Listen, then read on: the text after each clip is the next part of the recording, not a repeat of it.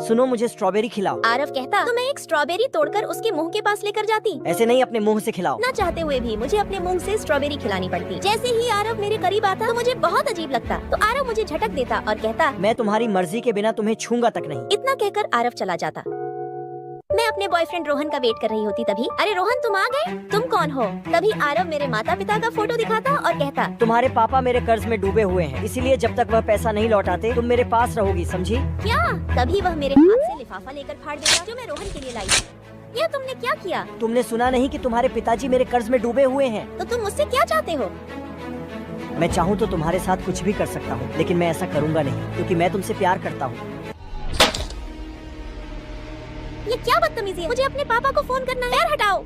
मुझे ऊंची आवाज पसंद नहीं। मैं उसे धक्का देती तो वह मुझे अपनी ओर खींचता और कहता इस घर को छोड़कर जाने का भूत अपने दिमाग से निकाल दो, समझी? खाना खाने का टाइम खत्म हुआ, इसलिए तुम अब इसे नहीं खा सकती।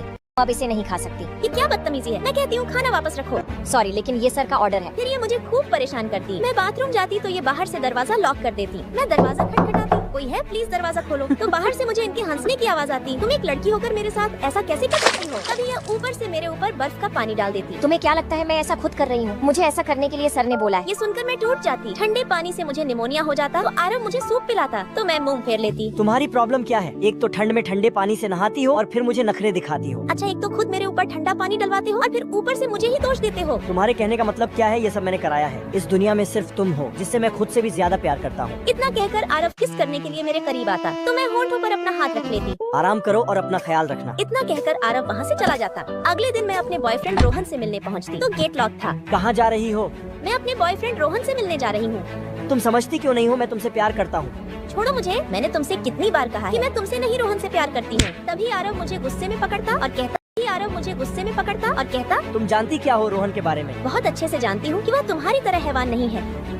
क्या हुआ सुनकर गुस्सा आ रहा है कि मैं तुमसे नहीं रोहन से प्यार करती हूँ? यह सुनकर आरव मुझे छोड़ देता और कहता जाओ, आज से तुम आजाद हो। ये सुनकर मैं फूली नहीं समाती और तुरंत रोहन से मिलने पहुँचती। बेटा, तुम बहुत अच्छे इंसान हो जो तुमने मेरा कर्जा उतारने के लिए मुझे इतने सारे पैसे दिए और मुझ जैसे गरीब की बेटी से शादी करना चाहते हो। मैं आपकी बेटी से शादी करके आप पर कोई एहसान नहीं कर रहा। मैं अन्वी से बहुत प्यार करता हूँ। कहाँ रह गई है? अभी तक आई क्यों नहीं? रोहन, तुम्हें पता है आरव ने मुझे आजाद कर दिया। तो फिर चलो पार्टी एंजॉय करते हैं। रोहन मुझे पार्टी में लेकर जाता, वहाँ के लोग मुझे अजीब नजरों से देखते। रोहन, ये लोग कौन है? मुझे यहाँ अच्छा नहीं लग रहा, चलो यहाँ से चलते हैं। अरे डरो मत, ये सब मेरे दोस्त हैं। रोहन के दोस्त मुझसे ड्रिंक करने को कहते। मैं मना करती तो रोहन जबरदस्ती मुझे अपने हाथों से शराब पिला देता। शराब पीकर मुझे नशा चढ़ता तो रोहन मेरे साथ बदतमीजी करने लगता। मैं रोहन को रोकने की बहुत कोशिश करती, लेकिन रोहन नहीं मानता। तभी वहाँ आरव आ जाता और रोहन को बहुत मारता। ये देख रोहन के दोस्त भी वहाँ से भाग जाते। तेरी हिम्मत कैसे हुई अन्वी को छूने की? इतना कहकर आरव मुझे अपनी गोद में उठाकर वहाँ से ले जाता। दोस्तों, लाइक सब्सक्राइब